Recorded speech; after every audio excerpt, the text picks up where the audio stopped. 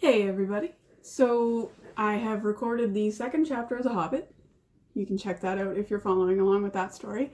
For those of you who want a shorter story, I've decided to switch it up a little bit from the fairy tales today and try something from Roald Dahl's Someone Like You, which is a collection of his short stories. This one is a little bit creepy, so if you don't like creepy, maybe tune out. It's a quick one though, so here we go. This one is called The Wish.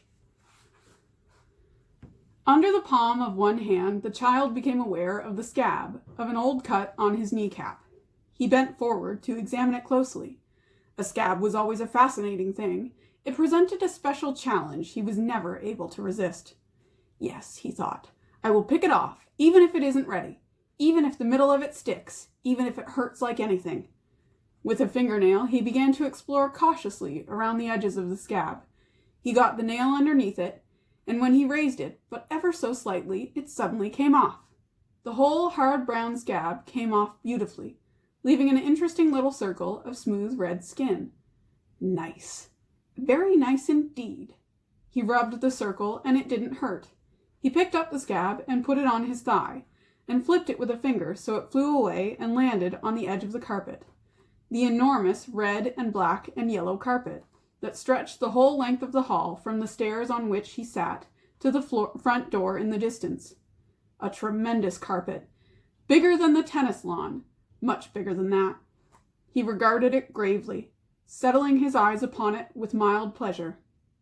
He had never really noticed it before, but now, all of a sudden, the colors seemed to brighten mysteriously and spring out at him in a most dazzling way. You see, he told himself, I know how it is. The red parts of the carpet are red-hot lumps of coal. What I must do is this. I must walk all the way along it to the front door without touching them. If I touch the red, I will be burnt. As a matter of fact, I will be burnt up completely. And the black parts of the carpet? Yes, the black parts are snakes, poisonous snakes. Adders mostly, and cobras, thick like tree trunks around the middle. And if I touch one of them, I'll be bitten, and I'll die before tea time. And if I get across safely, without being burnt and without being bitten, I will be given a puppy for my birthday tomorrow.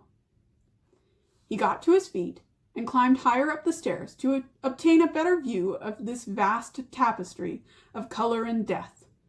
Was it possible? Was there enough yellow? Yellow was the only color he was allowed to walk on. Could it be done?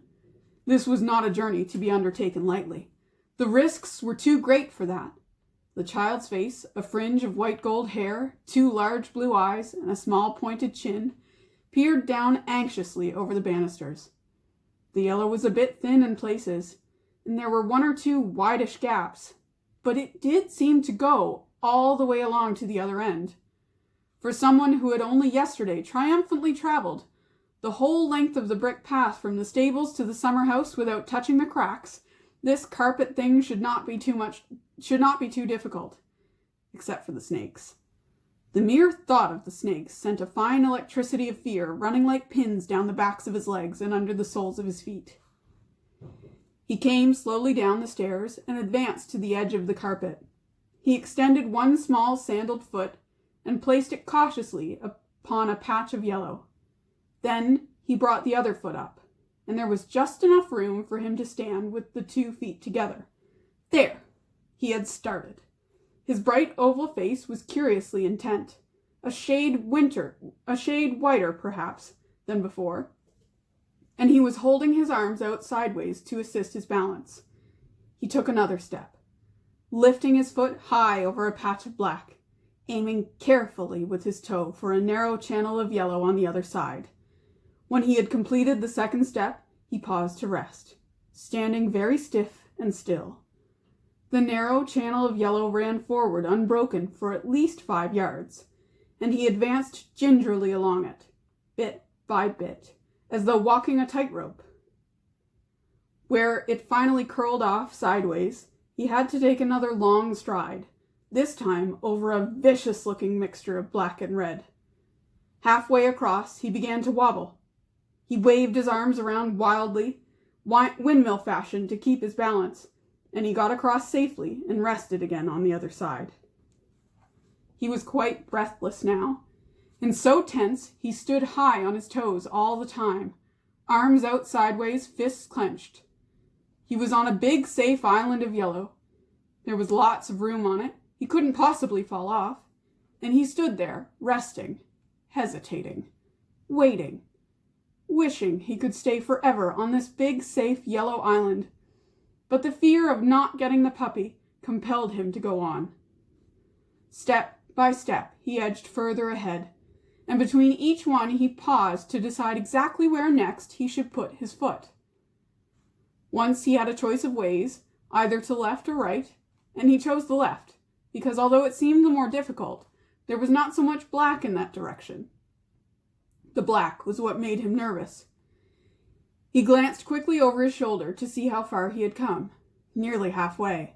There should be no turning back now. There could be no turning back now.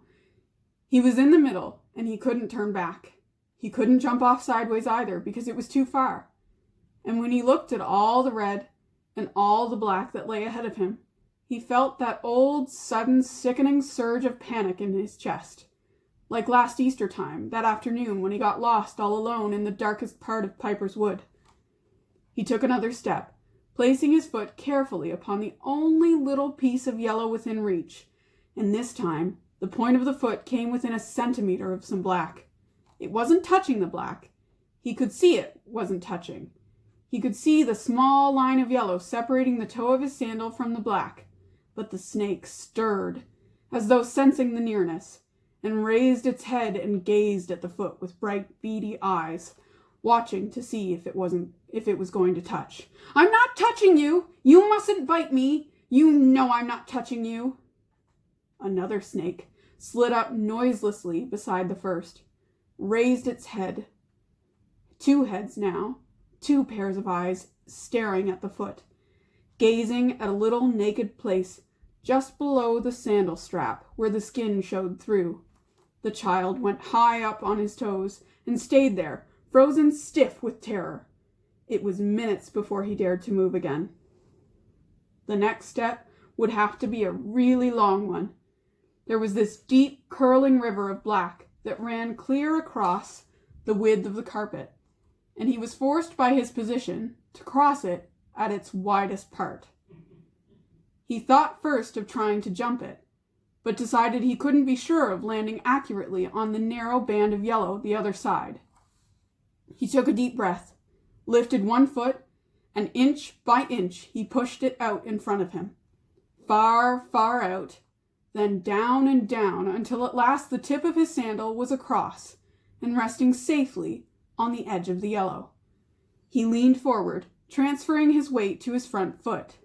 Then he tried to bring the back foot up as well. He strained and pulled and jerked his body, but the legs were too wide apart, and he couldn't make it. He tried to get back again. He couldn't do that either. He was doing the splits, and he was properly stuck. He glanced down and saw this deep, curling river of black underneath him. Parts of it were stirring now, and uncoiling and sliding, and beginning to shine with a dreadfully oily glister. He wobbled, waved his arms frantically to keep his balance, but that seemed to make it worse. He was starting to go over. He was going over to the right. Quite slowly he was going over. Then faster and faster, and at the last moment, instinctively, he put out a hand to break the fall. And the next thing he saw was this bare hand of his going right into the middle of a great glistening mass of black, and he gave one piercing cry of terror as it touched. Outside in the sunshine, far away behind the house, the mother was looking for her son. The end. Stay safe, everybody.